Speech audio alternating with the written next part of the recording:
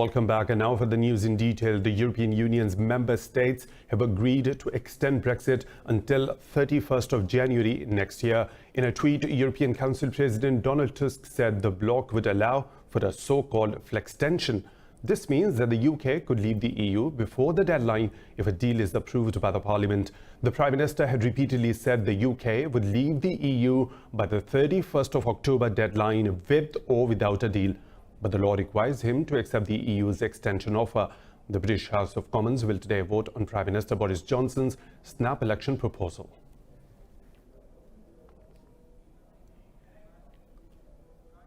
For more on this, we are joined by Mr. Alex de Ruyter, professor at Birmingham City University and director of Centre for Brexit Studies. Mr. Ruyter, thanks for your time. As Prime Minister Johnson has repeatedly said, the UK would leave the EU on 31st of October with or without a deal.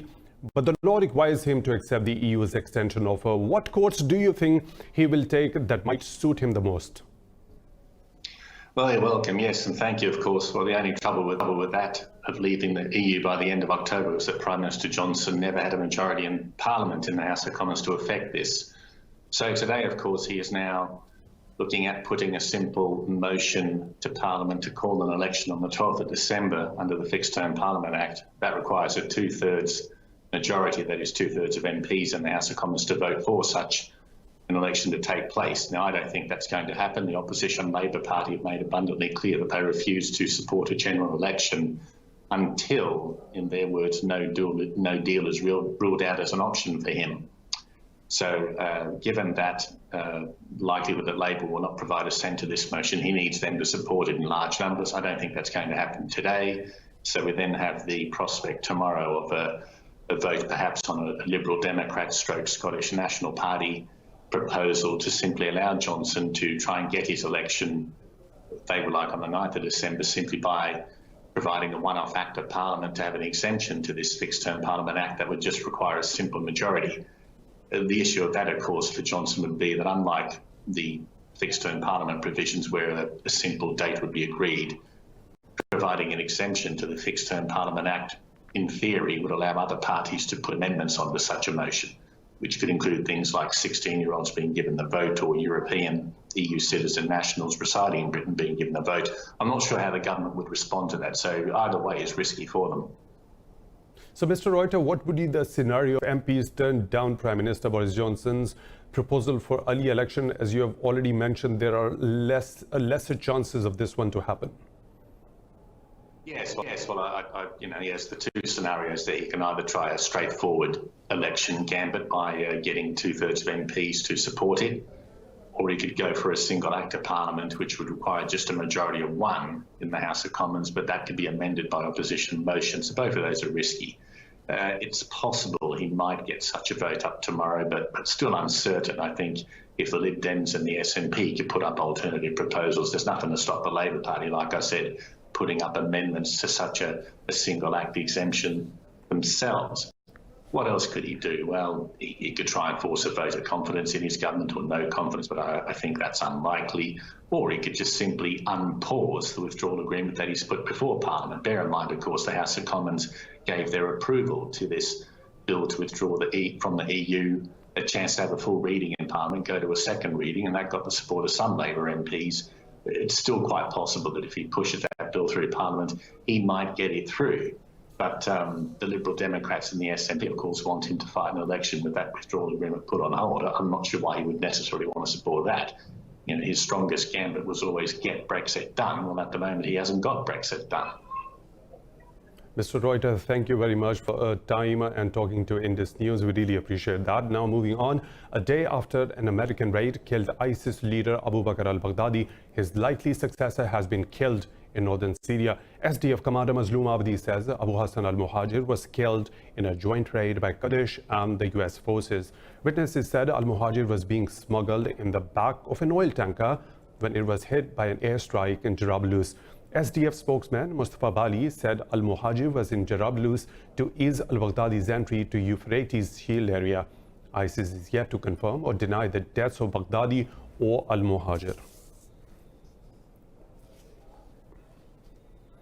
Russia says the US has failed to provide reliable information to prove it has killed ISIS leader Abu Bakr al-Baghdadi. The Russian Defense Ministry says participants of the operation in Syria gave extremely contradictory accounts of the raid. Meanwhile, the EU has warned al-Baghdadi's killing doesn't mean the fight against ISIS is over. British Prime Minister Boris Johnson has endorsed the EU's view. French President Emmanuel Macron also said the death of al-Baghdadi is only a single step and the threat posed by ISIS is far from being over. Moscow has issued a travel warning for the US. Russian Ambassador Anthony Antonov advised Russian citizens to be on their guard during trips to the country. Antonov said the Russian embassy's priority in the US is to protect hundreds of Russians detained in American prisons. He said the Kremlin will ensure their speedy release, irrespective of the position they held. The ambassador also praised Russian diplomats' efforts to secure Maria Butina release without attracting media attention.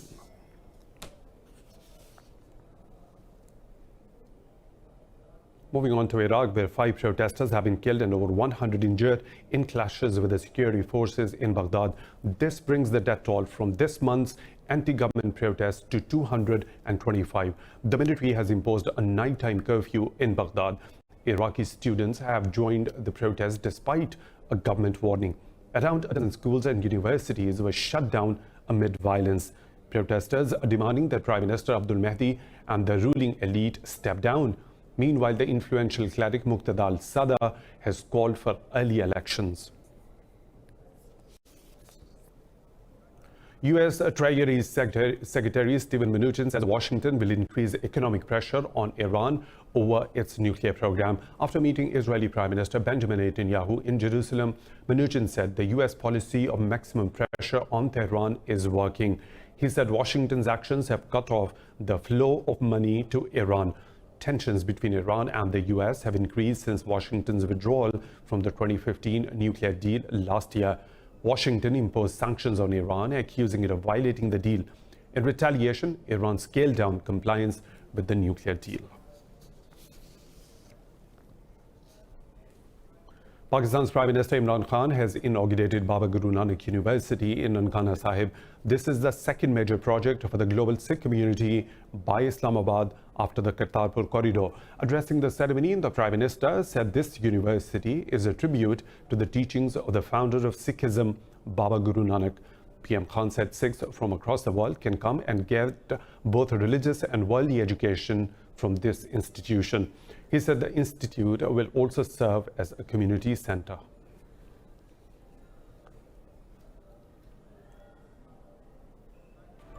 More stories to follow right after a short break. Stay tuned with Indus News.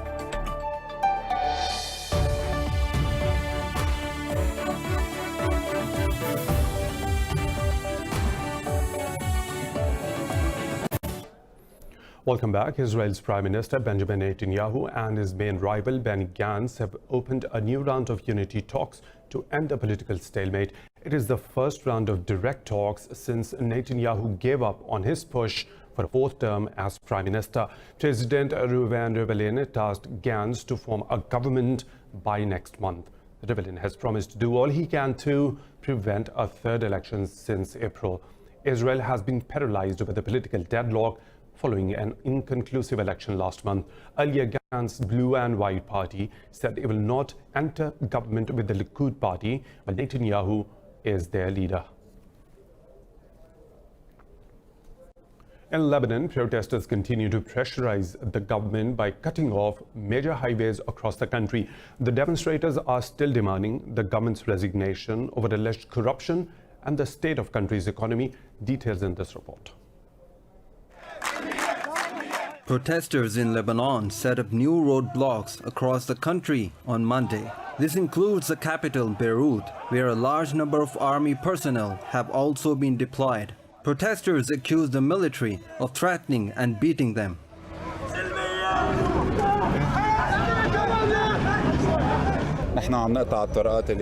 The army is refusing to negotiate. We told them to use one route and they are still trying to beat and threaten us since early morning. We have been here since 5 a.m. and are still getting a threat every now and then. Meanwhile, the country's banks have been closed for 9 working days, citing safety concerns. Analysts have also expressed concerns that depositors would try to withdraw their savings when banks open. Still, the protesters say they want to keep Lebanon paralyzed. We close the roads so people do not reach their work. This is how we increase pressure. This is our way to paralyze the country.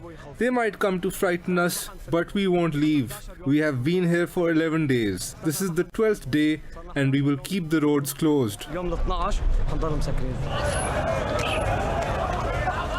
The IMF has urged the Lebanese government to implement reforms and restore stability. The fund added it was analyzing an emergency reforms package Beirut announced last week. But as the demonstrations continue to demand the government's resignation, the crisis remains deadlocked.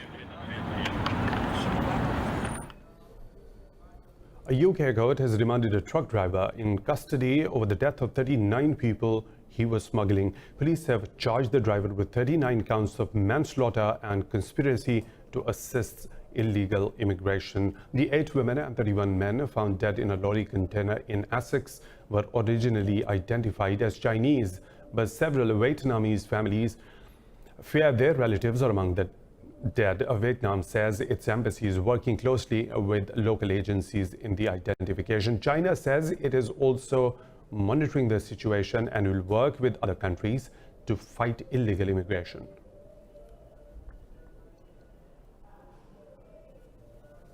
In Argentina, center-left opposition candidate Alberto Fernandez has won the presidential elections. Official results show Fernandez won 48% of the vote, crossing the threshold for outright victory. President Mauricio Macri is trailing second on 40% of the vote. Fernandez's win also caps a remarkable political comeback for his running mate, ex-president Cristina Kirchner, who will be his vice president. Fernandez says he will collaborate with Macri to pull Argentina out of its economic turmoil.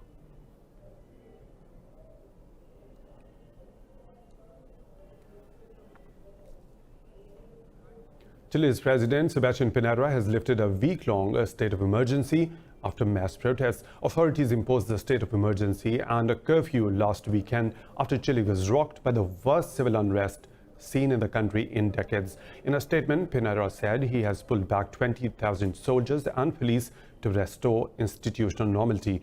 Meanwhile, demonstrations in the capital Santiago continued regardless. Last week, over 1 million people took to the country's streets, demanding economic and political change. South Korea says it wants to talk with North Korea to defuse the dispute over Mount Kumgang Resort. Mount Kumgang sits on the northeastern coast, just north of the heavily fortified border separating the two Koreas. North Korean leader Kim Jong-un earlier said he wanted what he called the shabby and capitalist structure removed and rebuilt. Seoul's Unification Ministry has warned against the unilateral demolition of the site, saying it would damage inter-Korean ties. The ministry added it has asked the North to hold a working-level meeting to discuss the issue. Myanmar's army says it has rescued 14 hostages kidnapped by rebels in the country's restive Rakhine state. The rebel Arakan army kidnapped 50 soldiers and policemen after seizing a ferry yesterday. The Arakan army says many hostages were killed during rescue operation.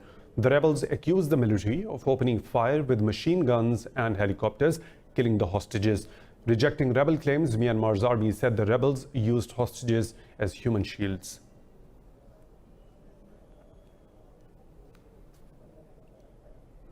An oil spill in a river in southeast Bangladesh has threatened the breeding ground of the critically endangered Ganges dolphin. The officials say a tanker carrying 12,000 tons of diesel collided with another ship on the Karanfuli River, spilling the fuel. Environmentalists say the spill poses a serious threat to 60 freshwater dolphins who use the area as their breeding ground. In the past 4 years, 20 dolphins have already died unnaturally in Bangladesh's Karanfuli and Halda rivers.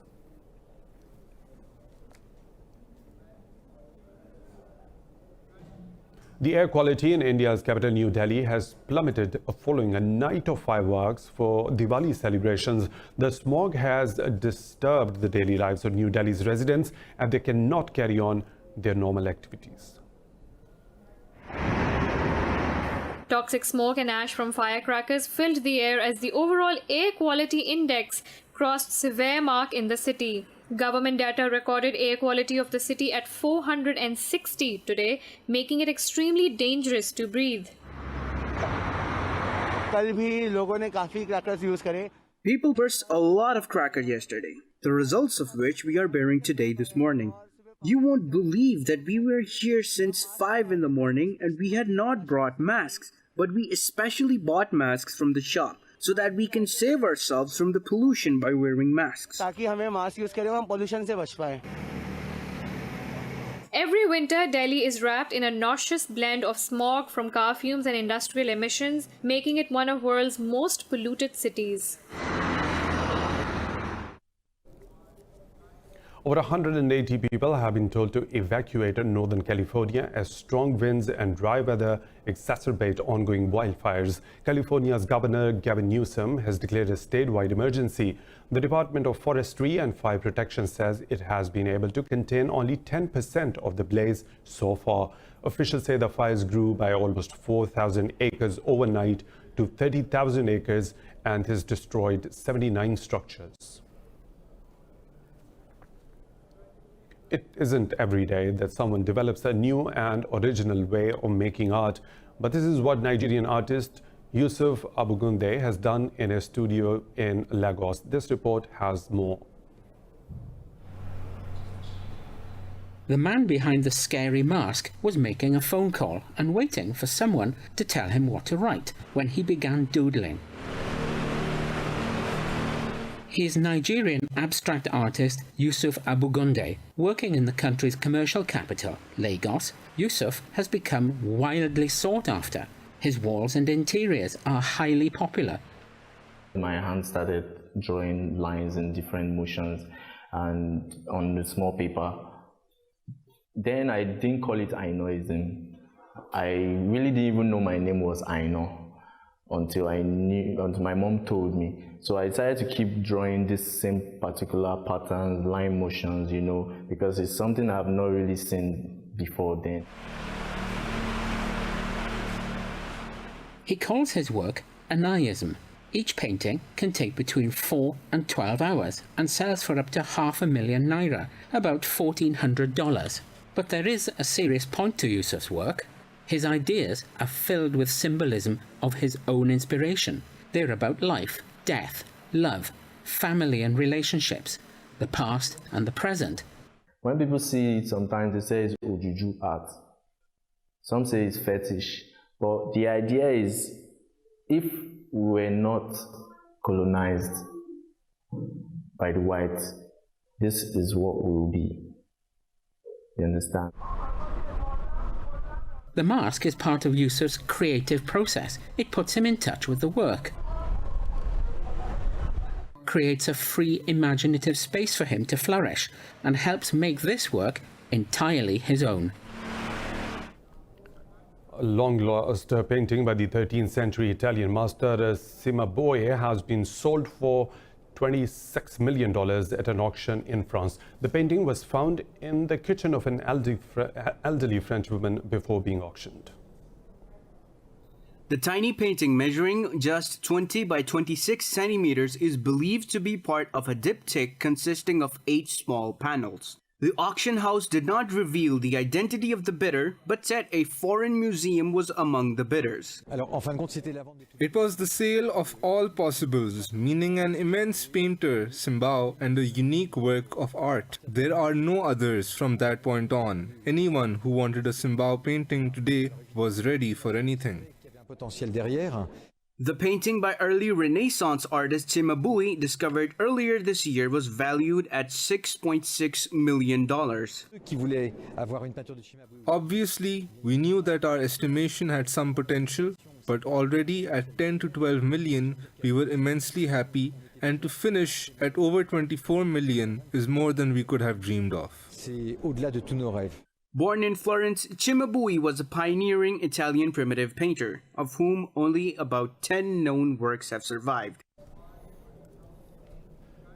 More stories to follow, but right after a short break. Stay tuned with Indus News.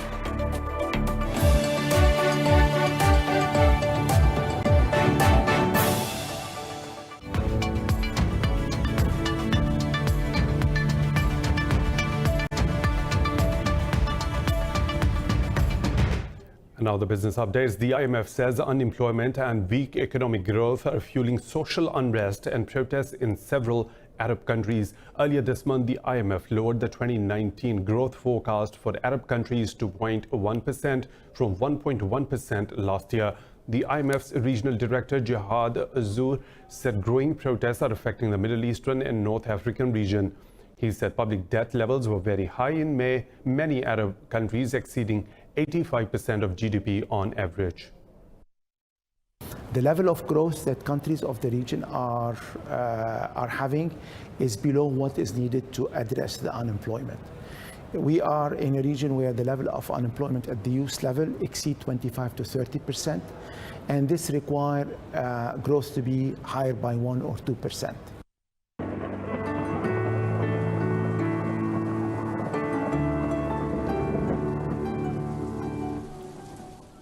Another weather situation from around the globe.